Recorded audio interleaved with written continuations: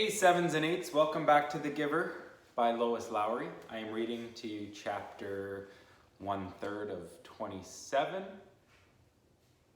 which is 9, and I'm reading it to you with permission from Houghton Mifflin Harcourt. Now, for the first time in his 12 years of life, Jonas felt separate, different. He remembered what the chief elder had said, that his training would be alone and apart. But his training had not yet begun, and already, upon leaving the auditorium, he felt apartness. Holding the folder she had given him, he made his way through the throng, looking for his family unit and for Asher. People moved aside for him. They watched him. He thought he could hear whispers. "Ash," he called, spotting his friend near the rows of bicycles. "Ride back with me?" "Sure." Asher smiled, his usual smile, friendly and familiar. But Jonas felt a moment of hesitation from his friend, an uncertainty. "Congratulations," Asher said. "You too," Jonas replied. "It was really funny. When she told me about the smacks, you got more applause than almost anyone else." The other new 12s clustered nearby, placing their folders carefully into the carrying containers on the backs of their bikes. In each dwelling tonight, they would be studying the instructions for the beginning of their training. Each night for years, the children had memorized the required lessons for school, often yawning with boredom. Tonight, they would all begin eagerly to memorize the rules for their adult assignments. "Congratulations, Asher," someone called. Then that hesitation again. "You too, Jonas." Asher and Jonas responded with congratulations to their group mates. Jonas saw his parents watching him from the place where their own bicycles were waiting.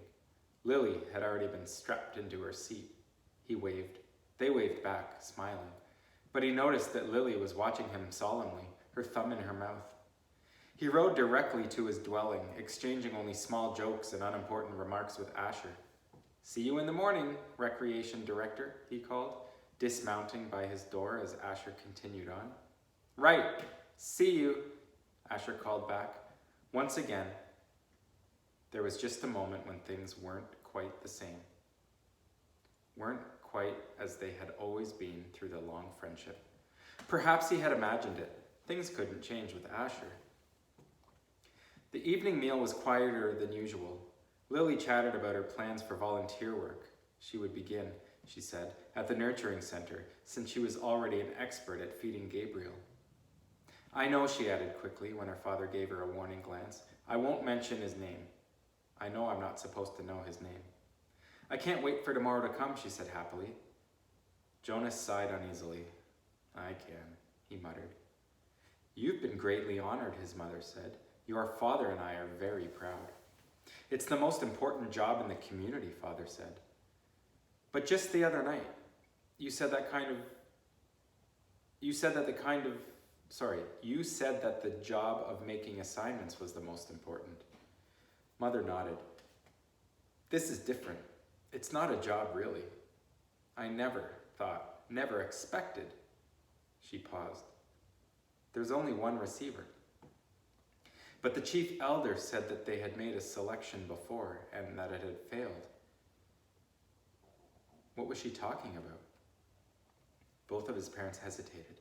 Finally, his father described the previous selection. "It was very much as it was today, Jonas. The same suspense, as 111 had been passed over when the assignments were given. Then the announcement, when they singled out the one." Jonas interrupted. "What was his name?" His mother replied, "Her, not his. It was a female, but we are never to speak the name or use it again for a new child." Jonas was shocked. A name designated, not to be spoken, indicated the highest degree of disgrace. "What happened to her?" he asked nervously. But his parents looked blank. "We don't know," his father said uncomfortably. "We never saw her again." A silence fell over the room.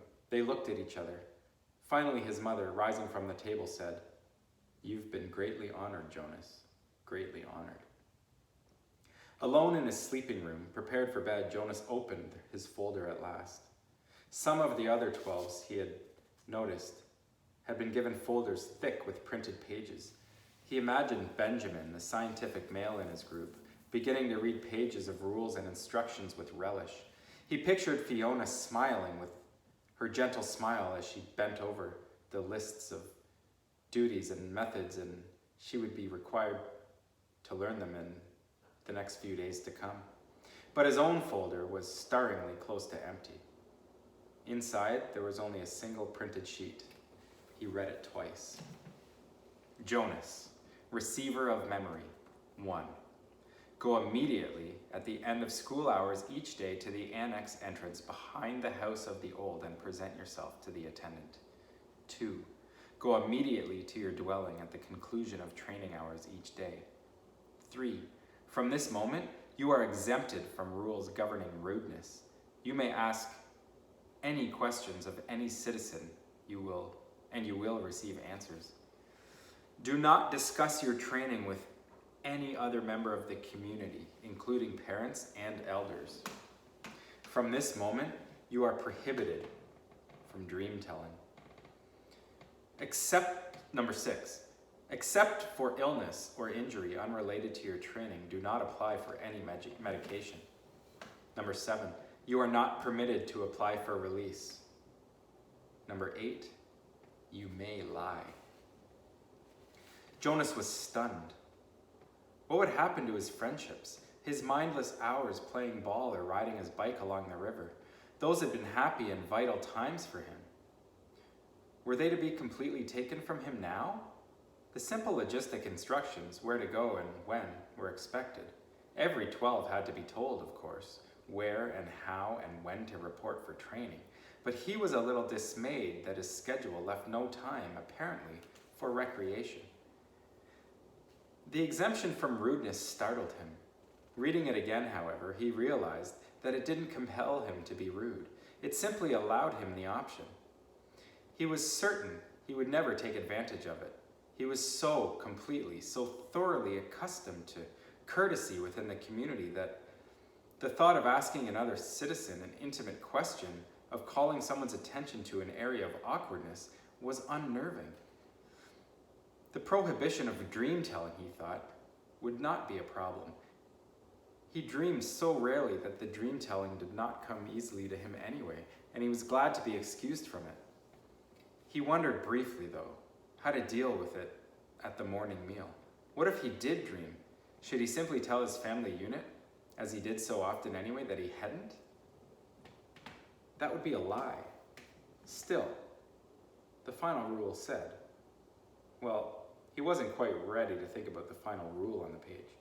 The restriction of medication unnerved him. Medication was always available to citizens, even to children, through their parents.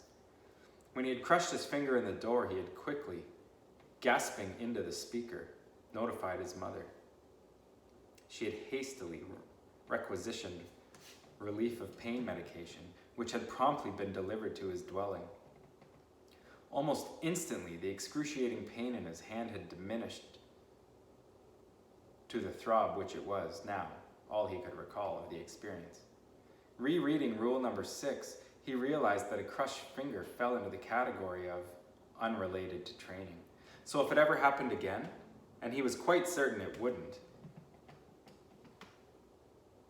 he had been very careful near the heavy doors since the accident, he could still receive medication. The pill he took now, each morning, was also unrelated to training, so he would continue to receive the pill. But he remembered uneasily what the chief elder had said about the pain that would come with his training. She called it undescribable. Jonas swallowed hard, trying without success to imagine what such pain might be like, with no medication at all. But it was beyond his comprehension. He felt no reaction to rule number 7 at all. It had never occurred to him that under any circumstance ever he might apply for release. Finally, he steeled himself to read the final rule again. He had been trained since earliest childhood, since earliest learning of language, never to lie. It was an integral part of the learning of precise speech. Once, when he had been a 4, he had said, just prior to the midday meal at school, I'm starving. Immediately, he had been taken aside for a brief private lesson in language precision. He was not starving. It was pointed out. He was hungry. No one in the community was starving, had ever been starving, would ever be starving. To say starving was to speak a lie. An unintentional lie, of course. But the reason for precision of language was to ensure that unintentional lies were never uttered. Did he understand that, they asked him? And he had. He had never within his memory been tempted to lie. Asher did not lie. Lily did not lie. His parents did not lie. No one did, unless... Now Jonas had a thought that he had never had before. This new thought was frightening. What if others, adults, had, upon becoming 12s, received in their instructions the same terrifying sentence? What if they had all been instructed, "You may lie"? His mind reeled, now empowered to ask questions of utmost rudeness and promised answers. He could, conceivably, though it was almost unimaginable, ask someone, some adult, his father perhaps, "Do you lie?" But he would have no way of knowing if the answer he received were true. And that, folks, is chapter 9.